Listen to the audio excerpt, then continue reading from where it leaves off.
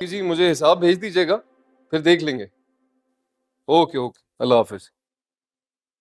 आपने बुलाया? हाँ, मैं ये कह रही थी कि वैसे तो मैं नवीन को कभी कुछ ना कहूँ, लेकिन आज बच्चों को देखने के लिए आ रहे हैं ना वो रिश्ते वाले, काम बहुत है इसलिए जरा सा हाथ बटा दे हमारा। जी वो अभी बात चल ही। अरे किससे कह रही हो अम्मा? एक नंबर का जोरू का गुलाम है ये। इसकी बीवी के पैर कहाँ टिकते हैं घर के अंदर। ये तो पता नहीं सूरज आज कहाँ से निकल आया कि मैडम इतवार के दिन घर में नजर आ रही है, वरना उड़ती फिरती है इधर उधर वो।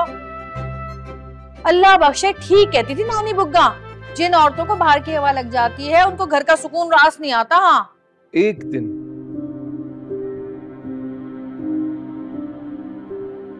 दिन मिलता है छुट्टी का हम दोनों को, और उस दिन भी इस घर में सुकून नहीं मिलता।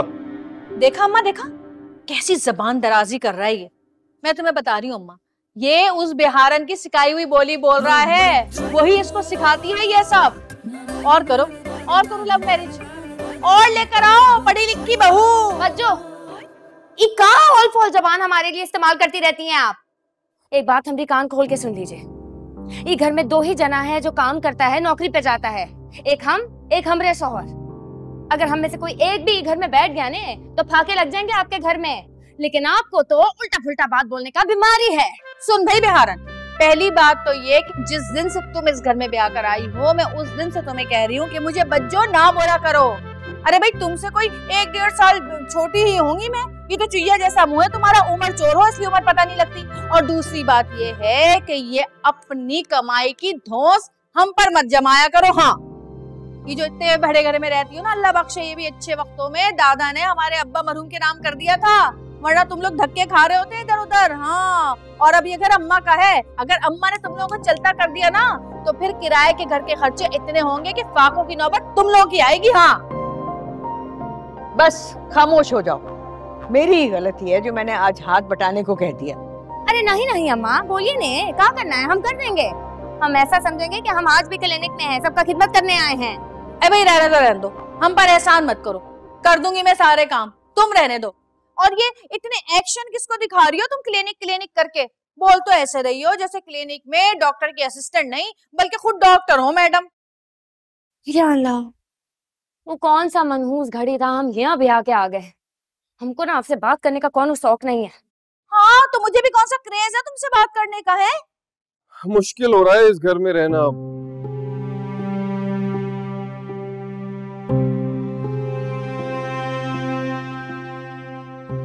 मैं एक बात बताऊं, न जाने क्यों बच्चों को हर बात का बतंगड़ बनाना होता है। इस घर में बिल्कुल भी सुकून नहीं है इनकी वजह से।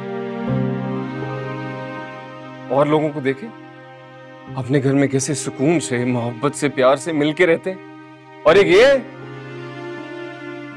घर नहीं लगता, अब मैदान जंग लगता है मुझे। हाँ तो चले जाओ ना, किसी ने पैरों में बीड़ियां बांधी है क्या तुम्हारे? निकल जाओ इस घर से, कर लो घर अलग। किसने रोका है तुमको? लेके जाओ अपनी जहरन को यहाँ से, हमें भी कुछ शौक है साथ रहने का। आइए आए, ये देखो ये देख रही हो अम्मा, दो कवारी बहनों के सामने कैसे हाथ में हाथ डाल के बीवी के घूम रहा है ये। देखा तुमने?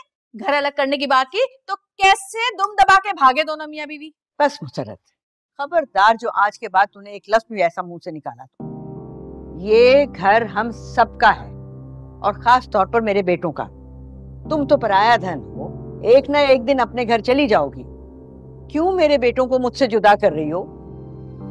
हाँ अम्मा, वाह क्या बात है तुम्हारी है।